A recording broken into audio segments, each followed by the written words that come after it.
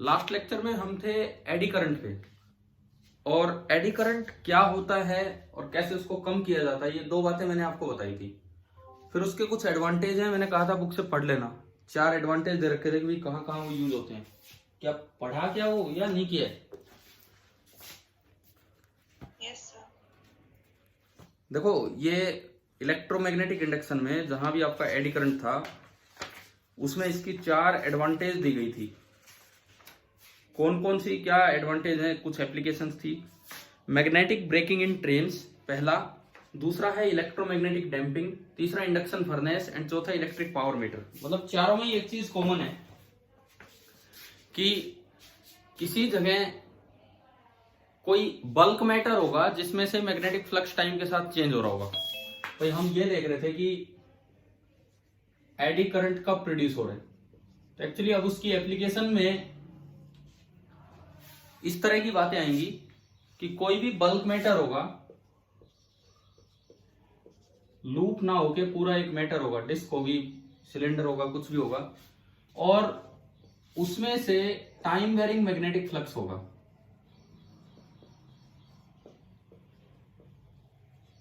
Time के साथ change होने वाला मैग्नेटिक फ्लक्स होगा बल्क मैटर में, और उससे उसमें कुछ वर्लपूल टाइप करंट आ जाएंगे जिसको हम नाम दे रहे थे एडी करंट्स। अब देखो, इसका एक यूज क्या है। जैसे मैग्नेटिक ब्रेकिंग इन ट्रेन है या इलेक्ट्रोमैग्नेटिक डैम्पिंग है। जैसे आपका गैल्वेनोमीटर होता है, गैल्वेनोमीटर में ऊपर एक निडल होती है, ये 0 मार्क, वो कहीं तक गई और वहां जाके उसे रुकना था, और यहाँ पे टोर डिफ्लेक्टिंग और टोर स्टोरिंग बराबर होता है। गैल्वेनोमीटर पढ़ा है ना हमने, बीना इज इक्वल टू के फाई, इस तरह की कुछ इक्वेशन पढ़ी होंगी पीछे, ठीक है। तो यहां जाके टॉर्क तो बराबर होता है, लेकिन ये ना ऑसिलेट करने लग जाएगी क्योंकि ये स्टेबल इक्विलिब्रियम की पोजीशन पे। तो अगर नीडल ऐसे ऐसे ऑसिलेट करती रहे तो हम रीड नहीं कर पाएंगे कि रीडिंग कितनी है, इसलिए उसके पीछे एक प्लेट अटैच कर दी जाती है, bulk matter. Bulk matter attach कर दिया जाता है इस पॉइंटर के साथ। जब ये ऑसिलेट करना स्टार्ट करती है, क्यों ऑसिलेट करेगी भाई? इस जगह नेट टॉर्क 0 है और ये स्टेबल इक्विलिब्रियम पोजीशन होती है, तो यहां से चल के आएगी, कुछ स्पीड गेन कर लेगी, एंगुलर वेलोसिटी, और यहां आगे फिर ये बार बार स्टेबल इक्विलिब्रियम पोजीशन में ऑसिलेट करेगी। तो जब ये ऑसिलेट करेगी तो पीछे पीछे ये भी ऑसिलेट करेगा, और ये ऑसिलेट करता है एक मैग्नेटिक फील्ड में। तो बल्क मैटर जब मैग्नेटिक फील्ड में ऑसिलेट करेगा तो इसमें से जो मैग्नेटिक फ्लक्स है टाइम के साथ चेंज होगा, तो यहाँ करंट आएगा। अब लेंज लॉ कहता है कि ये करंट एनर्जी कंजर्वेशन से ही आता है सिंपली। तो मतलब अगर इसमें इलेक्ट्रिकल एनर्जी आई तो बदले में इसकी काइनेटिक एनर्जी कम हो जाएगी, और इसी चीज को बोलते हैं इलेक्ट्रोमैग्नेटिक डैम्पिंग। बताओ ये आया क्या समझ में, कैसे इलेक्ट्रोमैग्नेटिक डैम्पिंग होती है? हाँ जी भाई, क्लियर है क्या इलेक्ट्रोमैग्नेटिक डैम्पिंग? बताओ, दोबारा बताऊं क्या या क्लियर है ये चीज? इलेक्ट्रोमैग्नेटिक डैम्पिंग क्या चीज है? अगर डैम्पिंग नहीं होती तो ये लगातार ऑसिलेट करता रहता और हमें अंदाजा लगाना पड़ता कि रीडिंग कितनी है। डैम्पिंग होने की वजह से ये रुक जाएगा, और उससे ये रुक जाएगा और इससे हमें पता लग जाएगा कि रीडिंग कितनी है। रुका क्यों? क्योंकि इसमें कुछ एडी करंट आएंगे और उसकी काइनेटिक एनर्जी यहाँ इलेक्ट्रिकल एनर्जी में कन्वर्ट होगी। अच्छा, एक और यूज इंडक्शन फर्नेस भी आपकी बुक में दिया है। जब करंट आएंगे और यहाँ रेजिस्टेंस है तो इसका मतलब कुछ हीट भी प्रोड्यूस होगी। करंट आएगा और यहाँ रेजिस्टेंस है तो इसका मतलब कुछ हीट भी प्रोड्यूस होगी।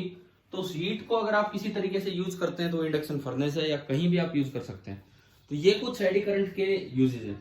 कुछ इसके डिसएडवांटेज भी हैं, जैसे ट्रांसफार्मर हम पढ़ेंगे आगे अगले चैप्टर में। तो ट्रांसफार्मर में एडी करंट काफी एनर्जी का लॉस करवा देता है, तो उससे बचने के लिए स्लॉटेड शीट्स यूज की जाएगी, वो हम नेक्स्ट टाइम ही पढ़ रहे होंगे। तो ये थी एडी करंट से रिलेटेड कुछ 3-4 थ्योरेटिकल बातें। अब मैं इस पे कोई एक क्वेश्चन लेता हूं कि कैसे एडी करंट से हीट जनरेट होती है, या उसको कैलकुलेट कैसे करें हम, कितनी हीट जनरेट हुई है। और ये भी जरूरी नहीं है कि ये ऑसिलेट ही करे। जैसे कल भी हमने एग्जांपल लिया तो उसमें ये बनाया था कि जो शीट है वो फील्ड में से कभी इधर जा रही कभी उधर, ये तो मोशनल ईएमआई है।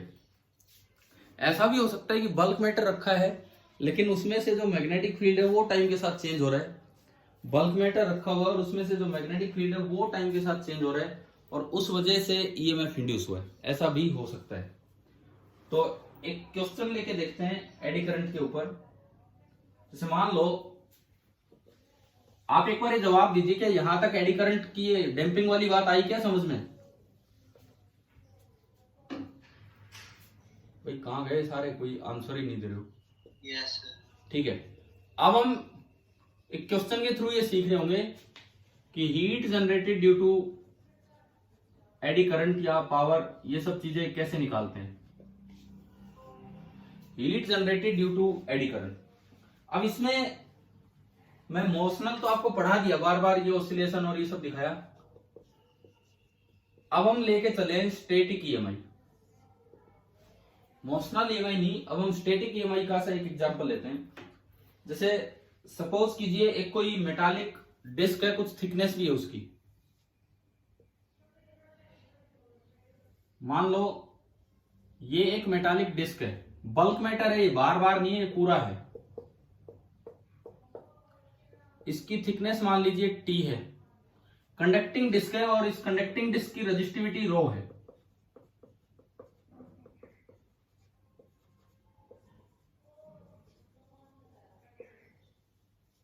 Resistivity of conducting disc, this is rho. Resistivity of conducting disc आपको दी है रो। अब आपसे ये पूछा गया है, मान लो इसका रेडियस a है, r रेजिस्टेंस होता है इसलिए मैं r को अवॉइड कर रहा हूं। सपोज रेडियस a है और यहां एक मैग्नेटिक फील्ड लगाया है इस तरह का, ये मैं ब्लू कलर से दिखा रहा हूं मैग्नेटिक फील्ड, और वो मैग्नेटिक फील्ड टाइम के साथ चेंज हो रहा है। मान लीजिए आपको ये दिया गया है that b is equal to alpha into t, where alpha is A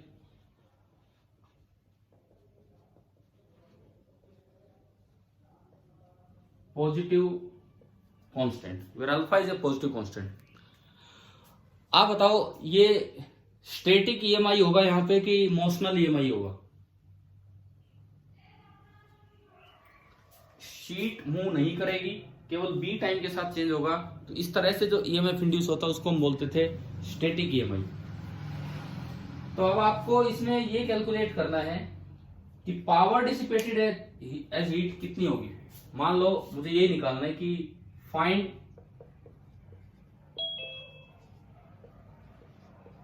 the power dissipated as heat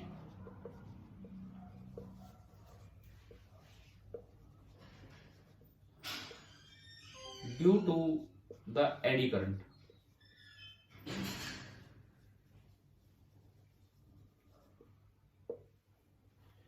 इस बल्क मैटर में हीट की वजह से कितनी पावर जनरेट होगी या डिसिपेट होगी, ये आपको बताना है। यहां पे क्वेश्चन आया समझ में, कैसे निकालना है? हाँ भाई क्वेश्चन बताओ, क्लियर हो गया? अच्छा अब देखो, खाली एडी करंट बार बार फ्लो नहीं करेगा क्योंकि ये बल्क मैटर है। तो एक पहली गलती बच्चा यहाँ पे क्या कर जाता है, पूरे में से फ्लक्स लिख देता है। पूरे में से फ्लक्स होगा b इंटू पाई ए स्क्वायर, भाई b ऊपर की तरफ, एरिया भी ऊपर की तरफ, तो पूरे में से फ्लक्स लिखा जाता है b इंटू पाई ए स्क्वायर। वहां पे b होता है अल्फा टी, तो फ्लक्स आ जाता है as a function of time, और फिर वो वहां से डी बाई डी टी करके ईएमएफ निकाल देता है। लेकिन वो तो केवल बाहर बाहर जनरेट हुआ है। आप अगर किसी भी पार्ट में से फ्लक्स लिखेंगे, अगर ये केवल एक लूप होता, बाहर का एक लूप होता, तो आपका तरीका सही था। आप फ्लक्स लिख देते बी इंटू पाई ए स्क्वायर, बी को लिख देते अल्फा टी, और फिर D five by D t करके ईएमएफ बाहर बाहर इंड्यूस आ जाता। इसमें तो क्या होगा, अलग अलग सर्कुलर करंट्स बनेंगे और हर जगह। चलो पहले मैं करंट की डायरेक्शन की बात करता हूं। बताओ बी ऊपर की तरफ और बी टाइम के साथ बढ़ रहे, तो फ्लक्स बढ़ रहा होगा टाइम के साथ, तो ईएमएफ या करंट किस तरह आएगा, बी को कम करवाने के लिए कि बी को सपोर्ट करने के लिए? कम करवाने के लिए। अब ये भी ऊपर है तो बी कम ऐसे होगा जब इसमें करंट यूं बने, यानी कि नीचे की तरफ। इसका मतलब इसमें जो करंट्स बनेंगे, इसमें जो भी करंट्स बनेंगे वो इस तरीके से घूमते हुए चलेंगे यूं। जो सर्कुलर करंट्स बनेंगे उनके घूमने का तरीका ये होगा कि यहां से बाहर की तरफ और ये अंदर की तरफ।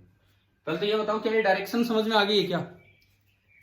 ये यूं बनेगा और वो पीछे, ताकि जो इंड्यूस्ड करंट का बी हो वो अपोजिट डायरेक्शन में हो, ताकि वो इसको कम करें। अब कितना करंट होगा, बिकॉज पावर तो होता है आई स्क्वायर आर, तो पहले हम करंट की तरफ चले कि भाई करंट कितना होगा। देखो एक बड़ा अच्छा सवाल है ये, यूं नहीं है कि डायरेक्ट सीधा आपने बस लगाया। और एडी करंट पे अगर क्वेश्चन आएगा तो अच्छा बनेगा, अगर वो न्यूमेरिकल है तो, नहीं तो इन पे कॉन्सेप्चुअल क्वेश्चन ही ज्यादा आते हैं। तो इसमें हम क्या करें, सबसे पहले एक एलिमेंट माने, आप कुछ भी एक्स रेडियस पे गए, किसी भी आप एक्स रेडियस पे गए और आपने एक सर्कल लगा दिया यहां पे एक्स रेडियस पे जाके, ये एक रिंग बना दी और ये पूरी सिलेंड्रिकल रिंग बनेगी नीचे तक। तो हम एक एलिमेंट मानने जा रहे हैं इस तरह से।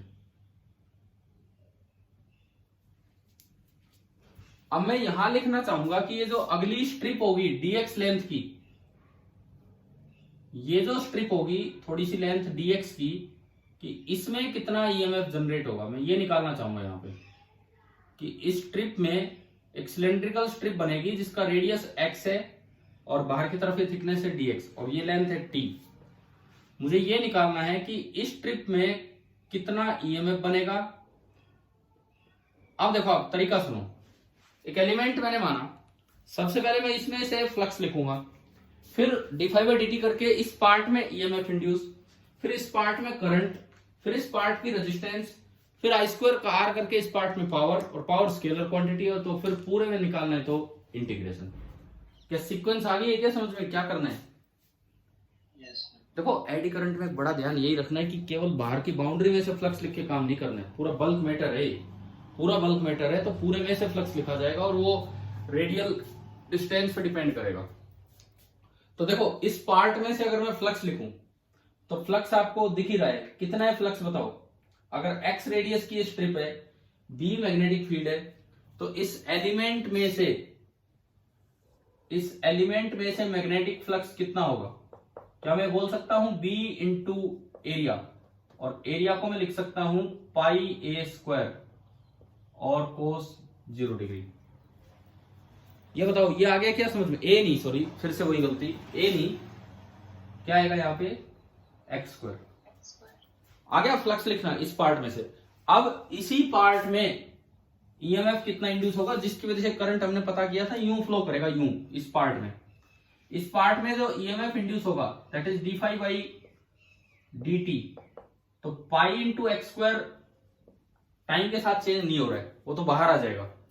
Pi into x square time के साथ चेंज नहीं हो रहा है, ओनली बी टाइम के साथ चेंज हो रहा है, तो dv/dt। अब कोई सोचे एक्स वेरिएबल है, बिल्कुल वेरिएबल है, एक्स की वैल्यू 0 से लेके a तक जानी है, लेकिन एक्स टाइम के साथ चेंज नहीं हो रहा। आपने एक बार एलिमेंट मान लिया, वहां एक्स फिक्स है, लेकिन बी टाइम के साथ चेंज हो रहा है। बी कितना दिया है? अल्फा टी, तो dv/dt बताओ कितना हो जाएगा dv/dt। अरे बोलो यहां से dv/dt, आप बोल दिया करो भाई इतनी देर में।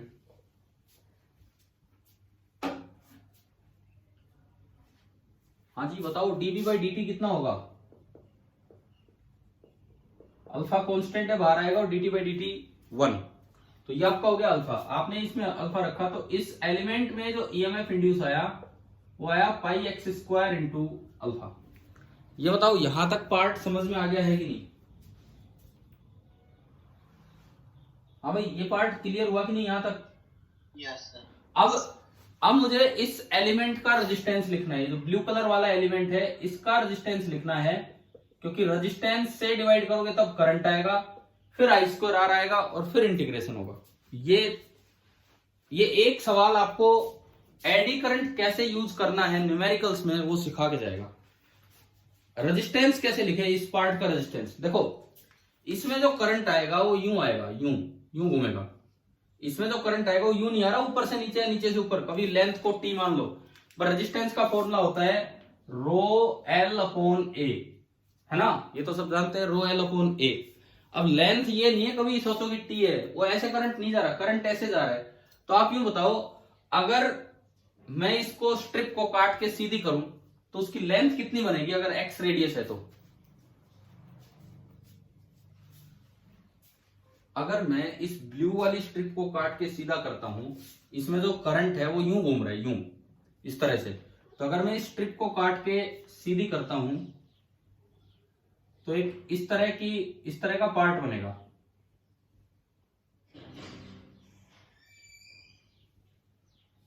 एक इस तरह का पार्ट बनेगा और इसमें करंट यूं जा रहा होगा। ये जो यहां गोल घूम रहा है मैंने सीधा बना के दिखा दिया, इसमें करंट यूं जा रहा होगा। अगर इसका रेडियस एक्स है तो बताओ ये लंबाई कितनी होगी, बोलो। अगर इस पार्ट का रेडियस एक्स है तो लेंथ कितनी होगी पूरी जिसमें करंट 2πx। यार प्लस वन वाले जल्दी जल्दी बोलते हैं, चाहे गलत बोले चाहे सही बोले, आप लोग बोलते नहीं हो। अच्छा, ये करंट जिस तरह जा रहा है तो क्रॉस सेक्शन एरिया का काम ये पार्ट करेगा, ये वाला पार्ट, ये है क्रॉस सेक्शन। ये पार्ट कितना है, इसका एरिया कितना है, या इधर देख लो इसका एरिया कितना है। ये लेंथ कितनी है, थिकनेस थी इसकी t, ये लेंथ तो है t, और ये कितना है छोटा सा लेंथ, ये dx, ये पार्ट है dx। तो आप एरिया बताओ, एरिया कितना हो गया स्ट्रिप का, क्रॉस सेक्शनल एरिया। जिस तरह से इसमें करंट जा रहा है स्ट्रिप का एरिया कितना होगा भाई, जिस तरह से इसमें करंट जा रहा है dx into T, rectangular strip है। तो जो रेजिस्टेंस बना वो बना रो इंटू एल, एल है 2πx अपॉन एरिया है t dx। ठीक है, अब मैं लिखूं इस स्ट्रिप में जो एडी करंट इंड्यूस हुआ था I, ये केवल इस पार्ट का है, ऐसे हर पार्ट में अलग अलग होगा। इस पार्ट में जो करंट इंड्यूस होगा that is E by R, E ये रहा pi x square alpha upon R rho into 2πx, और ये t इंटू डी एक्स ऊपर चला गया, पाई से पाई गया, एक एक्स से एक एक्स गया। तो जो करंट आया इस पार्ट में, जो करंट आया वो आ रहा है, एक तो ऊपर कांस्टेंट है अल्फा, एक t, एक नीचे 2 और एक रो, और इसके अलावा बचा x dx। आप बताओ इस स्ट्रिप में एडी करंट कितना इंड्यूस हुआ, क्या वो लिखना आ गया है कि नहीं। ये t टाइम नहीं है, t टाइम नहीं है, वैसे तो d5/dt में t टाइम चल रहा है, परंतु यहां पे जो t है वो हम क्या बोल के चल रहे हैं, थिकनेस। तो इससे कंफ्यूज मत होना, या तो यार इसको t ना लेके t नॉट ले लेते हैं, बिकॉज t वहां भी दे रखा है। मैं इसको थोड़ा सा ठीक करके लिखता हूं, जब ये एरिया लिखा तो ये t नॉट हो जाएगा, तो ये गलत कांस्टेंट चल रहा है t नॉट। अच्छा, करंट आ गया, इस पार्ट का करंट आ गया, इस पार्ट का रेजिस्टेंस भी आ गया। तो पावर का क्या फॉर्मूला होता है, power dissipated as heat in this part, इस एलिमेंट में। अगर मुझे किसी पार्ट का करंट I स्क्वायर आर, तो मुझे ये निकालना है, देखो यहाँ लिखा हुआ पावर डिसिपेटेड एज हीट। तो इस छोटे से एलिमेंट में जो पावर डिसिपेट होगी मैं उसे dp बोल सकता हूं, dp पूरे में तो इंटीग्रेट करके p आएगा। तो dp का formula I square into R. अब देखो ध्यान से, I का स्क्वायर ये है, I का स्क्वायर, तो alpha square T not square upon 2 रो का स्क्वायर मतलब 4 रो स्क्वायर इंटू एक्स स्क्वायर, और dx का भी स्क्वायर हो गया, कोई बात नहीं, इंटू आर। आर कितना है, आर ये लिखा है rho into 2πx upon T naught और एक dx। अब देखो एक dx से एक dx कैंसिल हो गया, एक टी नॉट से एक टी नॉट भी कैंसिल हो गया, एक रो से एक रो भी कैंसिल हो गया, और 4 से ये 2 कैंसिल होगा। तो ये देखो dp क्या बचा, dp पहले कांस्टेंट उठाओ, नीचे तो 2 बचा और नीचे कुछ बचा ही नहीं है, एक रो बचा है, ऊपर एक पाई, एक अल्फा स्क्वायर, देखिए एक पाई है, एक अल्फा स्क्वायर है, एक टी नॉट है, बस नीचे एक 2 बचेगा और एक रो बचेगा। ये तो सारा कांस्टेंट बचा, इसके अलावा क्या बचा है, एक्स स्क्वायर और एक्स क्यूब dx। आप बताओ क्या एक पार्ट में एडी करंट की वजह से कितनी हीट जनरेट हुई, क्या ये लिखना आ गया कि नहीं। हाँ जी बोलिए, ठीक है। तो अब टोटल पावर जनरेटेड क्या होगी, total power dissipated is heat, इसका इंटीग्रेशन। तो इसका इंटीग्रेशन करेंगे तो pi alpha square T not by 2 रो तो कॉमन आ गया, और अंदर बचा एक्स क्यूब dx। एक्स की लिमिट बताओ कहां से कहां, एक्स की लिमिट 0 to a, तो ये इंटीग्रेशन होगा x raise to power 4 upon 4 upon 4 नीचे आके 8 बन गया, और वो लिमिट पुट करोगे तो a रेस्ट पावर 4 बन जाएगा। यानी कि जो टोटल पावर डिसिपेटेड है वो आएगी pi alpha square T not, उसकी थिकनेस है, a रेस्ट पावर 4 अपॉन 8 रो। हाँ जी भाई बोलिए, एडी करंट की वजह से कैसे किसी बल्क मैटर में ईएमएफ इंड्यूस लिखते हैं, करंट लिखते हैं, कैसे हीट जनरेटेड। क्लियर हो गया पूरा पार्ट या कोई दिक्कत है इसमें? सर हाँ जी बोलिए। वो करंट वाला दोबारा बताओ। मैं एक एक स्टेप 1 मिनट रिपीट करता हूं, आप देखो ध्यान से। अगर मान लो इसकी बजाय एक सिंपल ये पार्ट होता, मतलब बाहर बाहर का पार्ट, केवल बाहर का पार्ट, और उसमें ये बी लगा रखा होता, सेम बी, मतलब ये सिलेंडर केवल बाहर बाहर होता है इस तरह का, और ये सेम बी लगा रखा होता, और बी होता अल्फा टी, और ए इसका रेडियस होता, तो अभी एडी करंट नहीं, अब यहां पे ईएमआई की वजह से वैसे करंट आएगा। कैसे आएगा कि भाई ये बी ऊपर है और बी बढ़ रहा है टाइम के साथ, तो उसको फ्लक्स बढ़ेगा, तो उसको कम करवाने के लिए करंट आएगा, यानी कि करंट यूं बनेगा, जो आई इंड्यूस आता वो ऐसे आता। ठीक है, फिर ये आई कैसे लिखते, पहले पूरे में से फ्लक्स लिखते, पूरे में से फ्लक्स बी इंटू पाई ए square into cos zero, B लिख देते अल्फा टी, तो ये हो गया पाई ए स्क्वायर अल्फा इंटू टी। फिर आप D five by D T लिखते, और D five by D T हो जाता पाई ए स्क्वायर अल्फा। तो बाहर बाहर सबसे बाहर जो ईएमएफ इंड्यूस होता वो होता पाई ए स्क्वायर अल्फा, और फिर करंट उसके रेजिस्टेंस से डिवाइड करके करंट आ जाता। ये तो था अगर पूरा बल्क मैटर ना हो तो। अगर बल्क मैटर है तो ईएमएफ इंड्यूस डिपेंड करेगा रेडियस पे। जैसे बल्क मैटर नहीं है तो केवल बाहर ईएमएफ इंड्यूस हुआ और पाई ए स्क्वायर अल्फा हुआ। अगर बल्क मैटर है तो किसी भी एक्स रेडियस पे जो ईएमएफ इंड्यूस होगा, आप देखो क्या आ रहा था, कैसे आया अभी बताऊंगा, क्या आया था ये, पाई एक्स स्क्वायर अल्फा। सबसे बाहर देखोगे तो एक्स की जगह ए आ गया, तो ये था पाई ए स्क्वायर अल्फा। यानी कि जब एडी करंट आएंगे तो उसमें ईएमएफ कितना इंड्यूस हुआ होगा वो केवल आउटर बाउंड्री पे नहीं, वो रेडियल डिस्टेंस पे डिपेंड करेगा। तो हमने सबसे पहले एक्स रेडियस पे जाके एक स्ट्रिप मानी डीएक्स रेडियस की, डीएक्स थिकनेस की, और ये वाली लेंथ उसकी टी नॉट है। तो हमने इस पार्ट में से फ्लक्स लिखा, इस एक्स रेडियस में से। क्या ये पार्ट आ गया क्या समझ में, बताओ गर्वित, यहां तक pi x square alpha. Yes sir. ठीक है, अब करंट लिखने का तरीका होता है आई इंड्यूस बराबर EMF induce divide by R. अब हर रेडियल डिस्टेंस पे अलग अलग ईएमएफ इंड्यूस हुआ होगा, क्योंकि एक्स पे डिपेंड कर रहा है रेडियल डिस्टेंस पे। तो आपको एक स्ट्रिप माननी होगी करंट लिखने के लिए, एक स्ट्रिप माननी होगी डीएक्स थिकनेस की, और ये जो स्ट्रिप बनी इसका रेडियस लेना होगा कि भाई इस पार्ट में कितना ईएमएफ ना कितना रेडियस है जिसकी वजह से ये पूरे बल्क मैटर में यूं सर्कुलर करंट बने होंगे। तो मैंने इसका रेडियस इसका रेजिस्टेंस देखना होगा, रेजिस्टेंस। उसके लिए मैंने क्या किया, करंट यूं घूम रहा है, तो जो करंट की टोटल लेंथ है घूमने की वो 2 पाई एक्स है इस कंडक्टर के अंदर, और जिस तरह वो घूम रहा है मैंने इस कंडक्टर को काट के सीधा किया। तो आप बताओ ये बनेगा कि नहीं, एक्स इसकी रेडियस थी तो लंबाई कितनी हो जाएगी एक राउंड की, 2 पाई एक्स।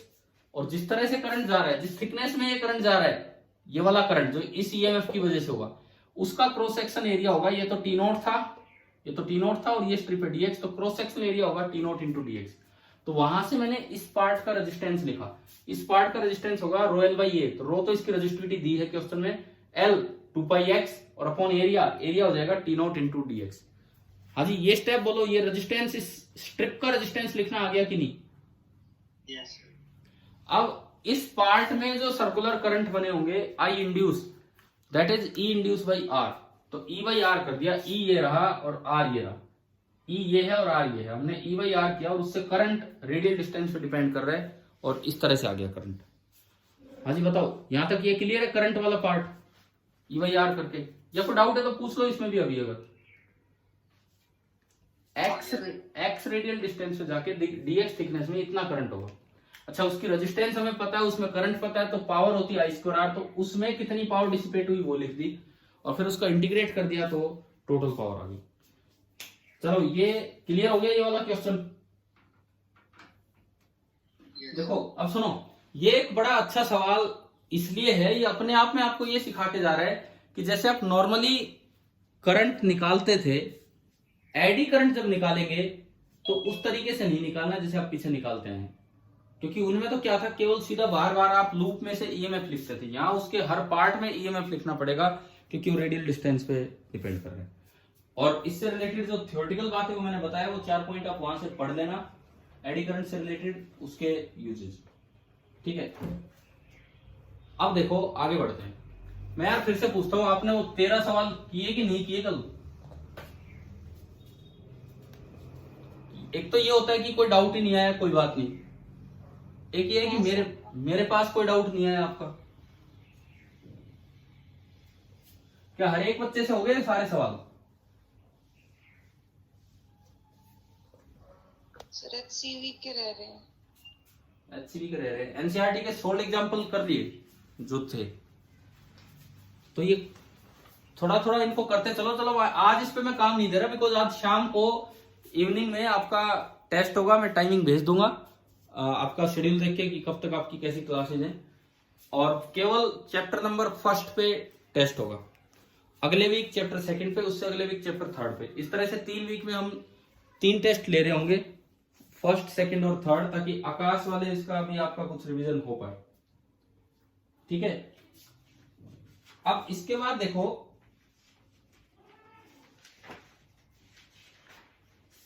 हम एक एग्जाम्पल पे आते हैं जो एक अच्छा एग्जाम्पल है। एग्जाम्पल 6.8, एनसीईआरटी बुक का example number 6.8, NCERT page number 216। हाँ जी भाई, ये बताओ, ये हो गया, समझ में आ गया पूरा कि नहीं हुआ?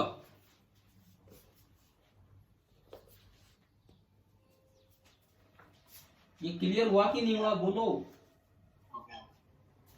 किसी को डाउट है इसमें? क्योंकि ये एक बड़ा अच्छा सवाल है, इसमें लास्ट तक पावर तक भी जाके वो पूरा निकलवाया इन्होंने, और ग्राफिकली पूछा है कि क्या होगा क्या नहीं होगा। अगर जरूरत हो तो मैं डिस्कस करूं, नहीं तो मैं फिर छोड़ रहा हूं इसको, आगे बढ़ता हूं।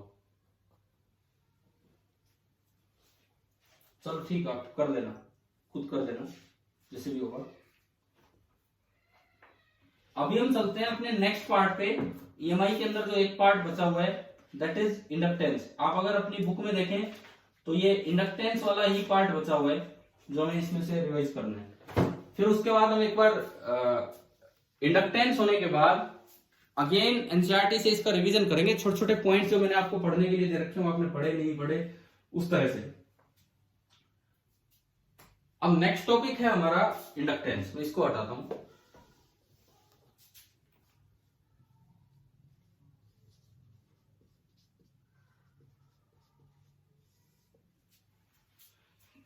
मैंने चैप्टर की शुरुआत, अगर आपको याद हो, ईएमआई से नहीं की। इस चैप्टर की शुरुआती 2-3 क्लास किस चीज पे ली थी, क्या पढ़ाया था उनमें? जब ये इलेक्ट्रोमैग्नेटिक इंडक्शन स्टार्ट किया तो बताओ, स्टार्टिंग कहां से की थी हमने? इंडक्टर। हाँ, इंडक्टर, रजिस्टर, कैपेसिटर, इंडक्टर। तो इंडक्टर क्या चीज है, ये इंडक्टेंस क्या होता है, यही हमें सीखना है इस पार्ट में। देखो, हमने ये सीख लिया कि अगर मैग्नेटिक फ्लक्स टाइम के साथ चेंज हो, अगर मैग्नेटिक फ्लक्स टाइम के साथ चेंज हो तो अपने आप लूप में एक ईएमएफ इंड्यूस होगा। अब देखिए, मान लो this is loop number 1,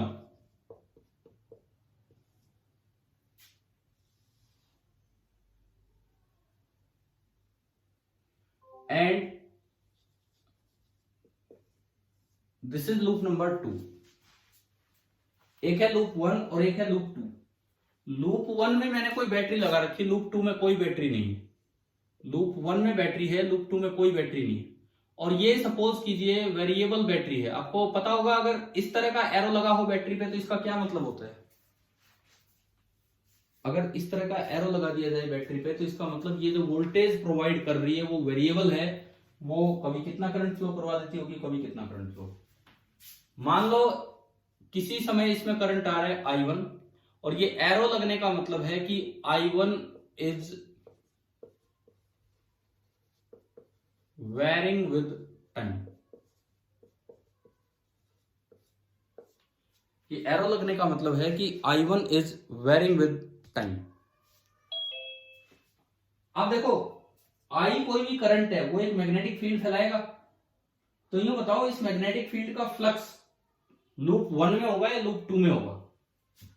I1 जो करंट है उसने जो अपना मैग्नेटिक फील्ड फैलाया होगा उसका मैग्नेटिक फील्ड का फ्लक्स लूप 1 में से होगा या लूप 2 में से होगा?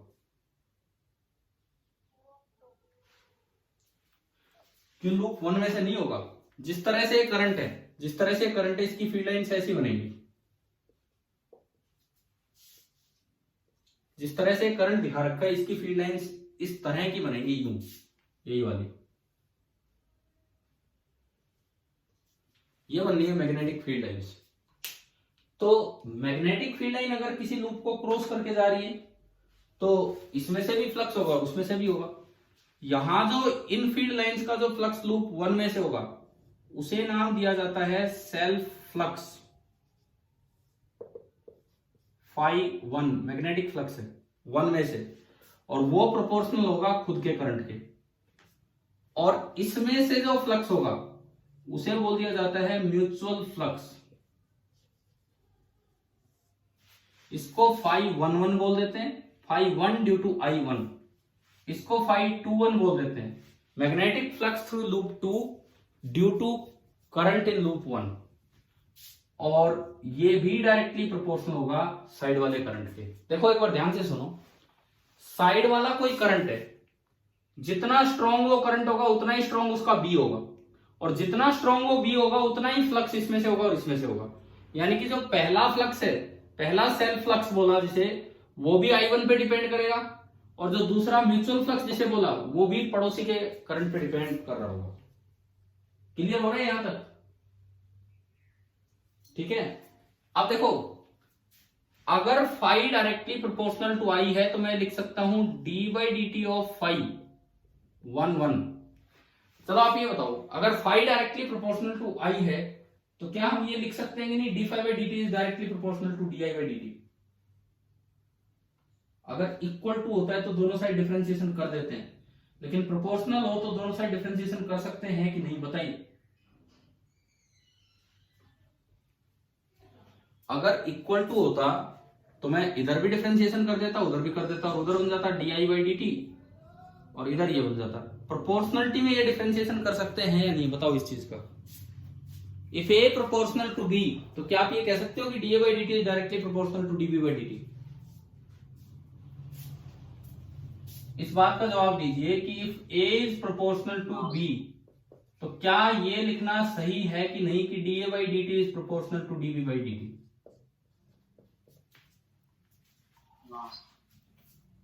हाँ, ये आप ऐसे डायरेक्ट नहीं लिखेंगे, लेकिन लिख सकते हैं अगर आप ये अड़ा दें, ये कंडीशन लगा दें कि इस प्रोपोर्शनलिटी में जो कांस्टेंट है a प्रोपोर्शनल टू b का मतलब है a बराबर kb, वो k कांस्टेंट है तो ना तो a पे डिपेंड कर रहे हैं ना b पे, ठीक है, ये तो ठीक है। लेकिन अगर आप टाइम के साथ डिफरेंशिएशन कर रहे हैं तो अगर वो कांस्टेंट टाइम से भी इंडिपेंडेंट है तो आप ऐसा लिख सकते हैं। दोबारा सुनो, if a proportional to b, इसका मतलब आप लिख देते हैं a बराबर kb, और a और b के लिए k कांस्टेंट है, मतलब k की वैल्यू ना तो a पे डिपेंड करती है ना ही b पे। अगर आप ये लिखना चाहते हैं तो ऐसा तब पॉसिबल है जब k ये जो कांस्टेंट है ये इंडिपेंडेंट हो टाइम से भी। तो मैं यहां लौट के आता हूं सेल्फ फ्लक्स पे।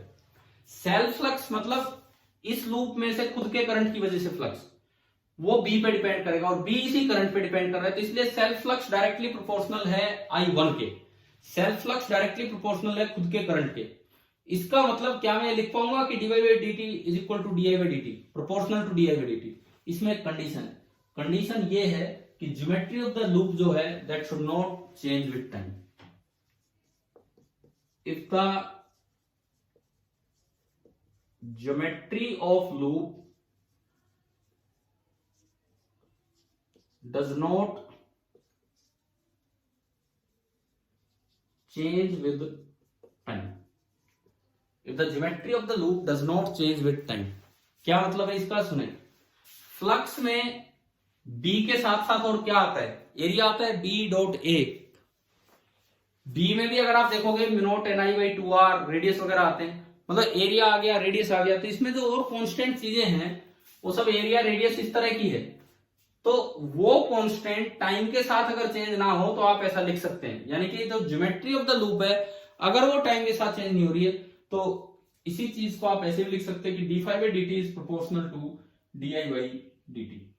सिमिलरली इधर भी ऐसे ही ज्योमेट्री अगर चेंज नहीं हो रही है तो d5/1/dt this is proportional to di/1/dt।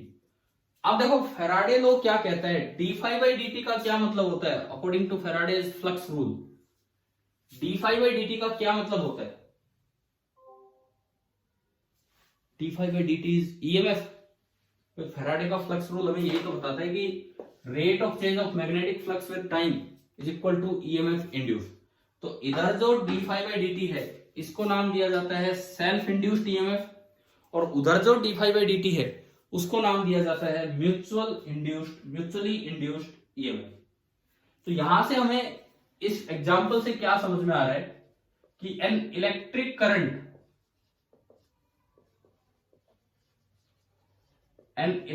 Current can be induced in A coil. कोई कॉइल है, जैसे यहां मैंने दो कॉइल ले रखे, दो लूप ले रखे, लूप 1 एंड लूप 2। आप बताओ लूप 1 में, लूप 2 की मैं बात करूं, लूप 2 में करंट क्यों आया है, फ्लक्स चेंज प्रोड्यूस किसने किया है, खुद लूप 2 ने और साइड वाली कॉइल ने। बताओ लूप 2 में ईएमएफ आने का कारण है कि मैग्नेटिक फ्लक्स चेंज हो रहा है। मैग्नेटिक फ्लक्स में चेंज लूप 2 ने किया है या साइड वाले लूप की वजह से हुआ है, साइड वाले लूप की वजह से। तो हम लिख रहे हैं कि an electric current can be induced in A coil, किस वजह से, by the flux change produced by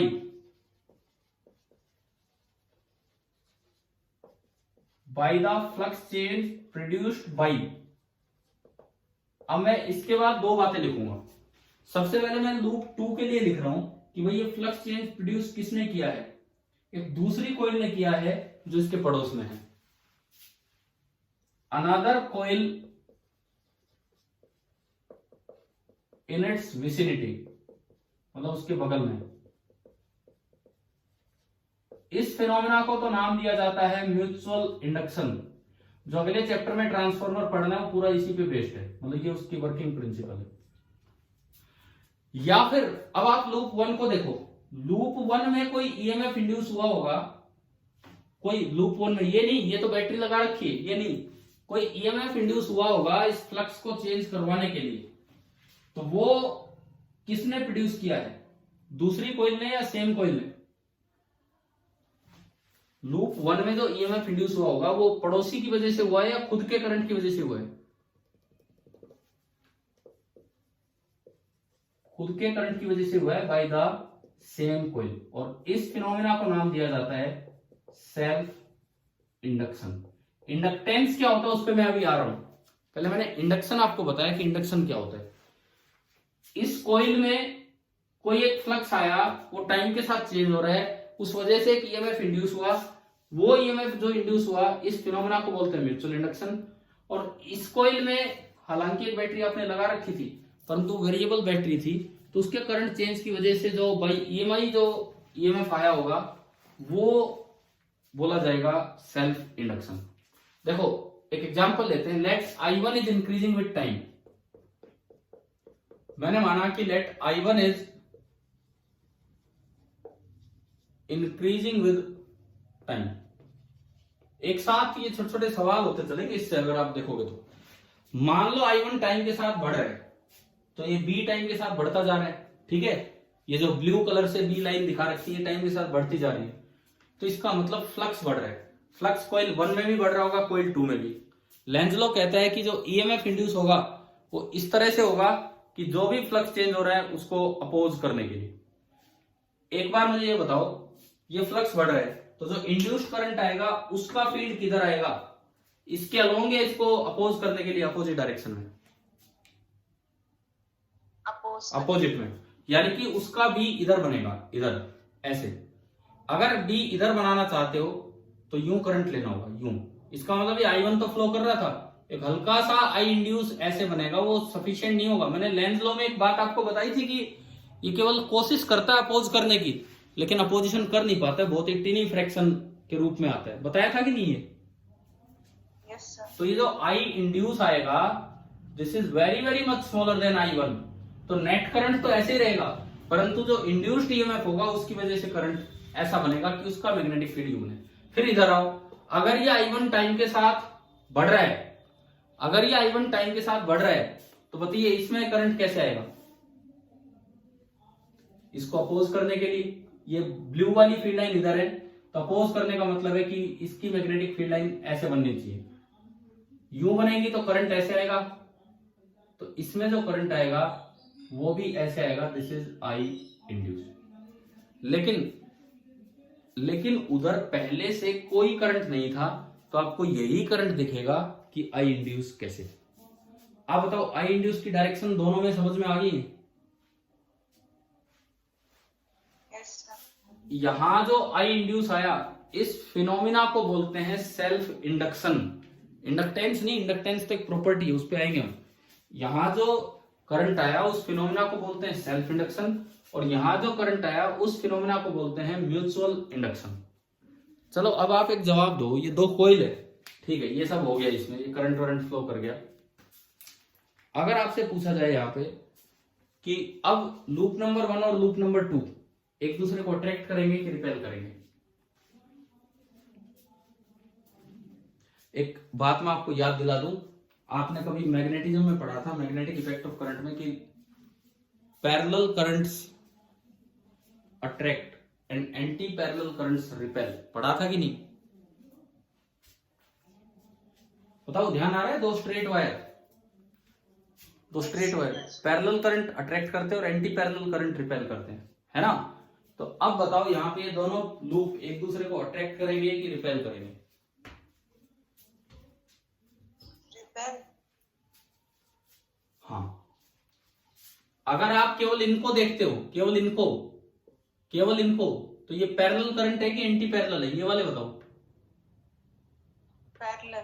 तो इनको देख के तो लगता है कि ये अट्रैक्ट करेंगे, लेकिन इसमें इससे ज्यादा तो ये है, तो जो नेट करंट है वो इसमें यूं बनेगा और उसमें नेट करंट यूं बना, तो असल में एंटी पैरेलल करंट हो गए, तो ये क्या करेंगे? एक दूसरे को रिपेल करेंगे। अच्छा, अब यूं बताओ, लूप 2 के पैरेलल में एक और लूप 3 रखा होता, लूप 2 के पैरेलल में एक और लूप 3 रखा होता, उसमें कोई बैटरी नहीं लगी, इसकी वजह से ही उसमें म्यूचुअल इंडक्शन हुआ होता, तो उसमें भी करंट ऐसे ही आया होता, बिल्कुल सेम ऐसा ही आया होता लूप 3 में भी। तो बताओ लूप 2 और लूप 3 क्या करेंगे? अट्रैक्ट करेंगे कि रिपेल करेंगे?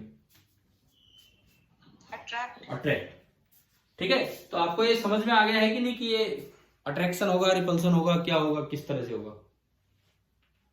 क्लियर है? ठीक है। अब इंडक्शन मैंने बताया कि म्यूचुअल इंडक्शन और सेल्फ इंडक्शन क्या होता है। अब यहां पे धीरे धीरे हम टर्म्स की तरफ चलेंगे जिसमें इंडक्टेंस अपने आप निकल के आएगा। इंडक्टेंस एक प्रॉपर्टी है जो अपने आप समझ में आएगी आपको कि भाई क्या है क्या नहीं है इंडक्टेंस। तो सबसे पहले हम एक वर्ड यूज कर रहे हैं, फ्लक्स लिंकेज। क्या आपको ये पॉइंट समझ में आ गया था? मैंने यहां बताया था कि ज्योमेट्री अगर लूप की चेंज नहीं हो रही है तो आप इससे ये लिख सकते हैं। ये कभी भी ऐसा नहीं है कि प्रोपोर्शनल हो तो दोनों साइड आप डिफरेंशिएशन कर दो।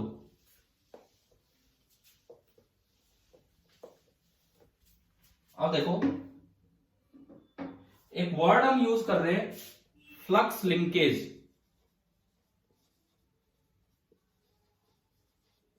किसी भी कॉइल में से फ्लक्स लिंकेज का क्या मतलब है?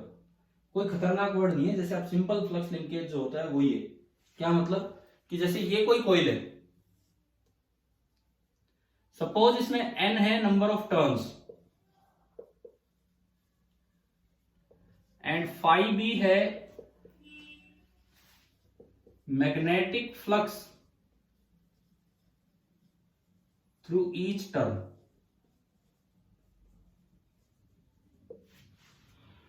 n है, कैपिटल N है number of turns and phi b है magnetic flux through each turn. Capital N तो है number of turns and phi b आपका है magnetic flux through each turn. तो फ्लक्स लिंकेज का मतलब है टोटल फ्लक्स। एक टर्न से phi b तो n टर्न से हो गया n इंटू phi b। इस वर्ड को बोल देते हैं हम फ्लक्स लिंकेज। अभी बताओ क्या ये वर्ड समझ में आ गया? फ्लक्स लिंकेज क्या होता है? फिर से बताना सर। अरे ये एक आसान सा वर्ड है, एक टर्न है उसमें से फ्लक्स फाई है और कोयल में ऐसी ऐसी एन टर्न्स लपेट रखी हो, तो टोटल फ्लक्स कितना होगा? Total flux N into five. अगर एक टर्न में से फ्लक्स फाइव और ऐसे ऐसी एन टर्न्स लपेट रखे हैं तो जो टोटल फ्लक्स होगा एन इंटू फाइव। इसी को हम सिंपली बोल देते हैं फ्लक्स लिंकेज। बताइए क्लियर हुआ कि नहीं? यस। ठीक है, अब देखो यहां पे मैं अब इंडक्टेंस की तरफ चलूंगा कि भाई इंडक्टेंस होता क्या है। देखिए मान लीजिए यही दो कॉइल्स हैं जो ऊपर बना हुआ है डायग्राम। मैं कहता हूं इसमें नंबर ऑफ टर्न्स है n1 एंड इसमें नंबर ऑफ टर्न्स है n2। एक में नंबर ऑफ टर्न्स है n1 और एक में नंबर ऑफ टर्न्स है n2। एंड किसी एक टर्न में से फ्लक्स मैंने बोला फाई बी है, किसी भी एक टर्न में से जो फ्लक्स है दैट इज फाई बी। तो इसमें फ्लक्स लिंकेज होगी n1 इंटू फाई बी और उसमें फ्लक्स लिंकेज होगी n2 इंटू फाई बी। ठीक है, this is the total flux linkage. अगर मैं हर टर्न में से फ्लक्स फाई बी बोलता हूं तो यहां टोटल फ्लक्स ये होगा और यहां ये।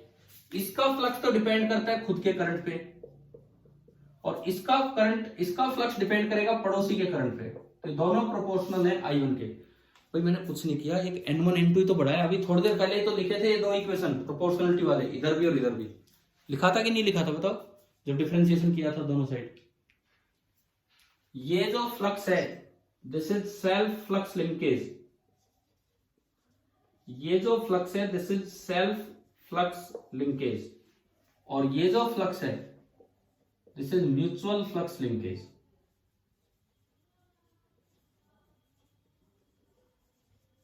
एक है सेल्फ फ्लक्स लिंकेज और एक है म्यूचुअल फ्लक्स लिंकेज।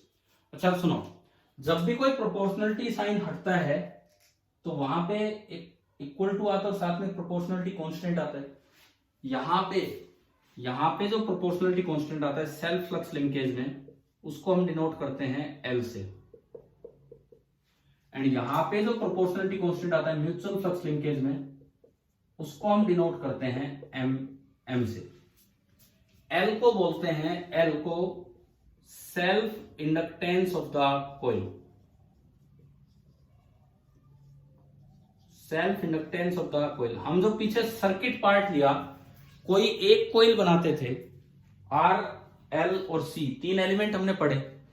तो जो एक कॉइल बनाते थे उसमें जो L लिखते थे वो L उसका क्या होता था? Self inductance. ठीक है, M हमने वहां यूज नहीं किया, लेकिन यहां जो M है इसको हम बोलते हैं, इस M को हम बोलते हैं क्या? Mutual inductance. तो एक तो है सेल्फ इंडक्टेंस और एक आपका है म्यूचुअल इंडक्टेंस।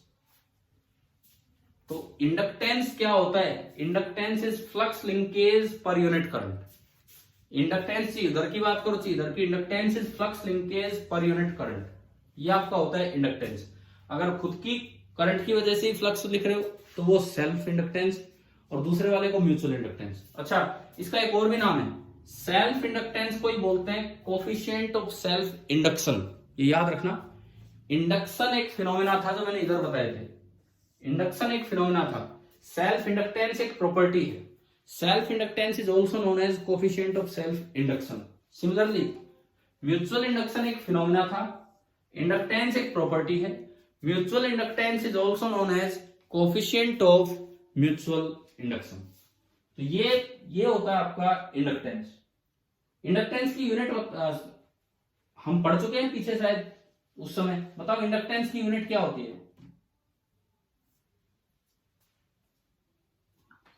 हेनरी। बिल्कुल सही, इंडक्टेंस की यूनिट होती है हेनरी। वो चाहे सेल्फ इंडक्टेंस हो चाहे म्यूचुअल इंडक्टेंस हो। अब मैं एक आखिरी बात इससे रिलेटेड आज पूछ रहा हूं, बिकॉज ये इंडक्टेंस कैसे कैलकुलेट करते हैं सब कल सीखेंगे, मतलब अगली क्लास में। आप इंडक्टेंस का डायमेंशनल फॉर्मूला बताओ इनका यूज करते हुए, मतलब नीचे वाले का यूज करते हुए। इंडक्टेंस का डायमेंशनल फॉर्मूला आप बताइए कि क्या होगा।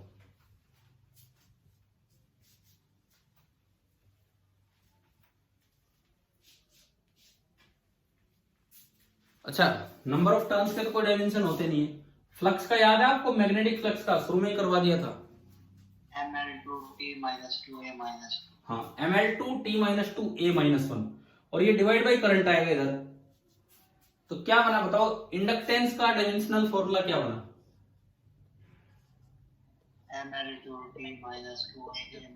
Ml2T-2 और A-1 तो पहले से ही था, जूल पर एम्पियर। वो अगर आपको याद हो, जूल पर एम्पियर होता था मैग्नेटिक फ्लक्स का, साथ में एक और एम्पियर आ जाएगा तो बन जाएगा M1L2T-2A-2। अच्छा सुनिए भाई, ये वाला पार्ट हम बाद में आगे कंटिन्यू करते हैं।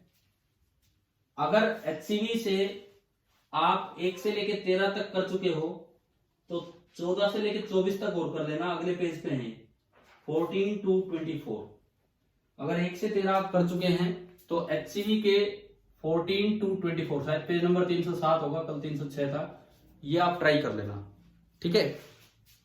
दूसरी बात, आज शाम को आपका टेस्ट होगा केवल एनसीईआरटी चैप्टर 1 पे, तो थोड़ा उसका रिवीजन करके रखो। हम 3 वीक्स में 3 टेस्ट लेंगे, एक बार चैप्टर 1, एक बार चैप्टर 2, एक बार चैप्टर 3, और EMI को ऐसे चलने दीजिए साथ साथ।